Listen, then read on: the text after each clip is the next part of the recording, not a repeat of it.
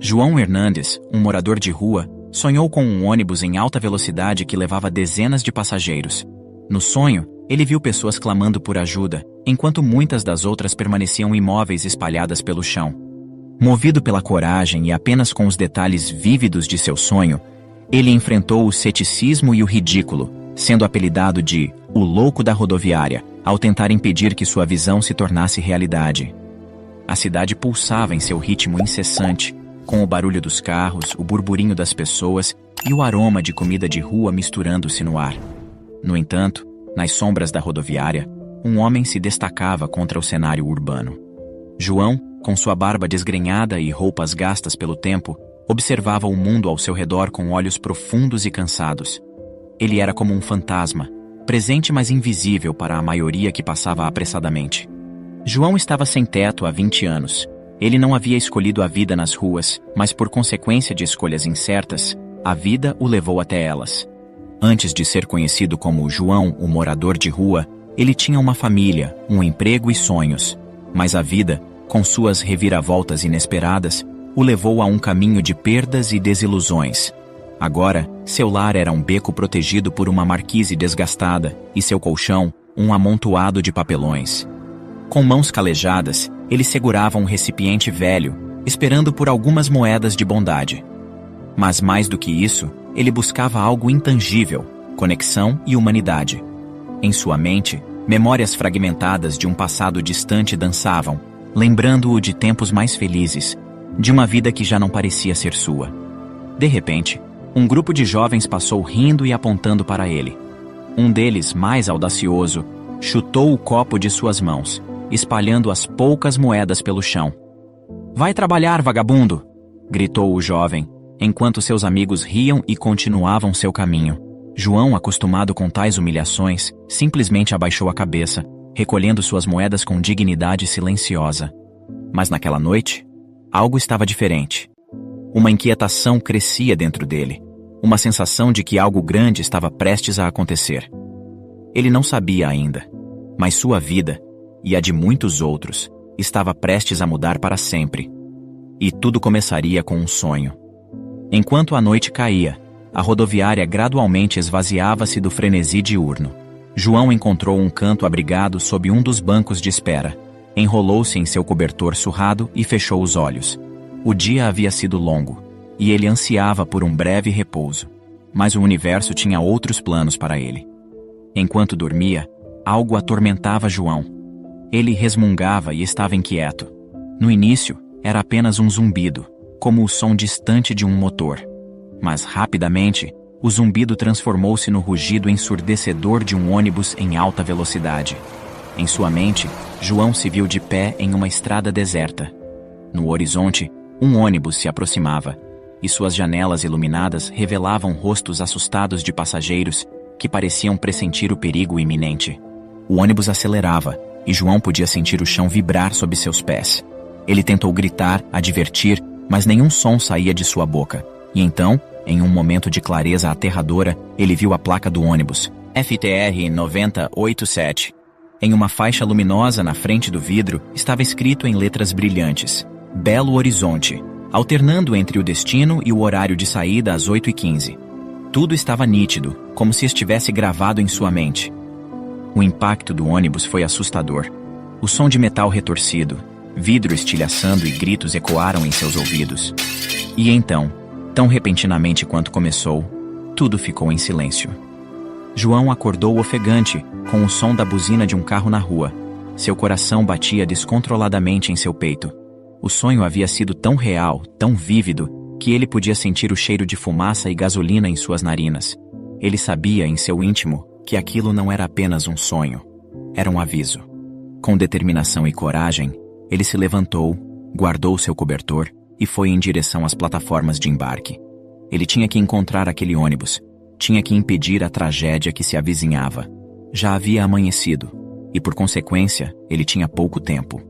O som de anúncios de partidas e chegadas ecoava pelos alto-falantes, misturando-se com as conversas dos viajantes. João, com o coração batendo forte e a imagem da placa gravada em sua mente, percorreu os corredores em busca do ônibus para Belo Horizonte. Lá estava ele, estacionado na plataforma 7, pronto para embarcar. O relógio da rodoviária marcava 8 horas, apenas 15 minutos antes do horário que havia visto em seu sonho. Sem hesitar, João correu em direção ao ônibus. Com sua voz carregada de desespero e preocupação, ele começou a gritar para todos que não era para entrarem naquele ônibus. Os passageiros, surpresos, olharam para ele com expressões variadas de confusão, medo e irritação. O motorista, um homem de semblante sério, saiu de sua cabine franzindo a testa em desagrado. Irritado, ele questionou João com arrogância. "O que você pensa que está fazendo, seu vagabundo? Sai fora daqui antes que eu chame os seguranças."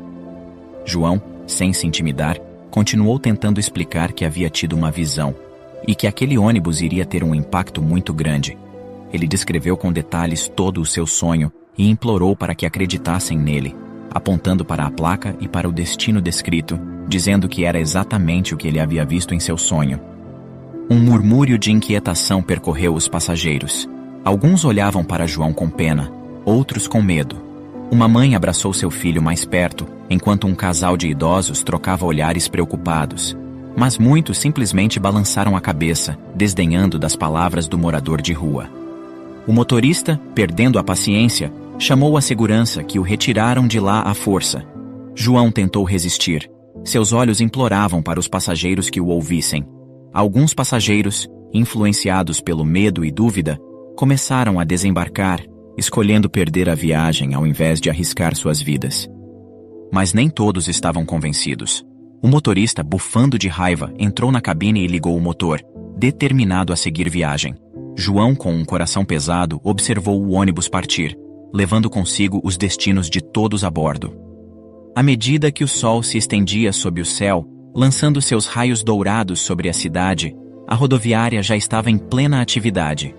Entre os viajantes matinais, um jovem se destacava, com cabelos desgrenhados e olhos atentos fixos em seu smartphone.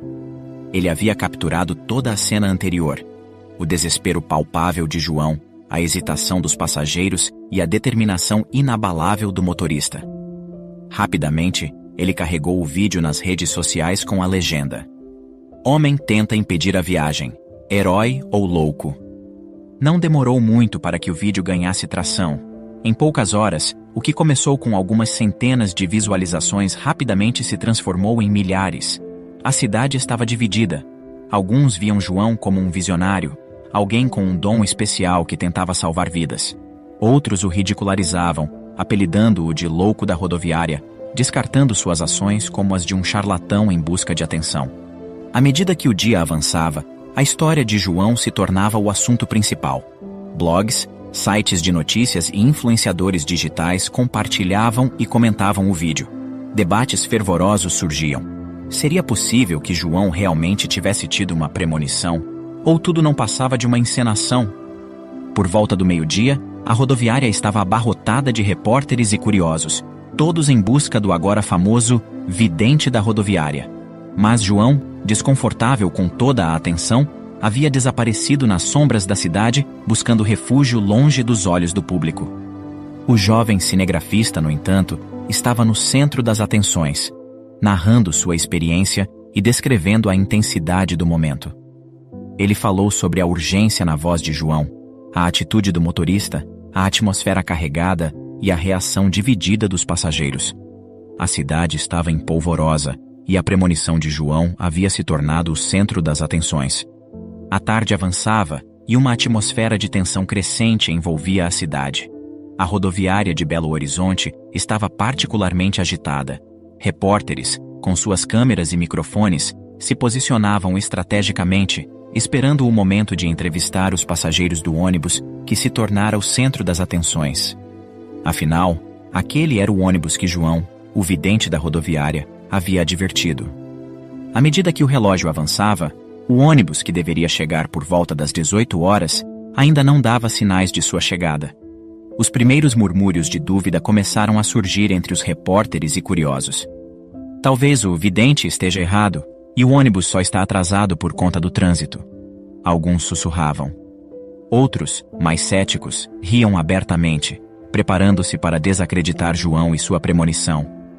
Nas redes sociais, a zombaria crescia. Muitos postavam memes e piadas sobre João, ridicularizando sua previsão. Onde está o desastre que o vidente da rodoviária previu? Zombavam alguns. A tensão era palpável, e a rodoviária tornou-se um caldeirão de emoções conflitantes. No entanto, à medida que as horas passavam e o ônibus ainda não aparecia, a atmosfera começou a mudar. O que antes era zombaria transformou-se em preocupação. Os repórteres que inicialmente esperavam uma história leve, agora olhavam ansiosamente para seus telefones, buscando atualizações. Foi então que a notícia chegou. Uma emissora de TV local interrompeu sua programação regular para transmitir imagens aéreas de um incidente na estrada que levava a Belo Horizonte. O ônibus, reconhecível pela placa FTR 9087, estava capotado, cercado por equipes de resgate. A repórter no local confirmou o que todos temiam: era o ônibus que João havia advertido. Um silêncio sepulcral tomou conta da rodoviária. As zombarias e risadas de momentos atrás pareciam uma memória distante. A realidade da premonição de João se concretizara de forma infeliz. Enquanto as equipes de resgate trabalhavam para ajudar os sobreviventes, a cidade mergulhava em um estado de choque e reflexão. João, o morador de rua ridicularizado por muitos, havia previsto uma tragédia que agora unia a todos em luto e incredulidade. E a pergunta que permanecia no ar era: como ele sabia? As luzes da rodoviária de Belo Horizonte brilhavam intensamente, refletindo a agitação e o alvoroço que dominavam o local. A notícia havia se espalhado como um incêndio, e uma multidão se reunira, esperando por atualizações sobre os passageiros e buscando entender o inexplicável. Dentro da rodoviária, os telões transmitiam as notícias ao vivo. As imagens mostravam o resgate em andamento, com paramédicos e bombeiros trabalhando incansavelmente para salvar vidas.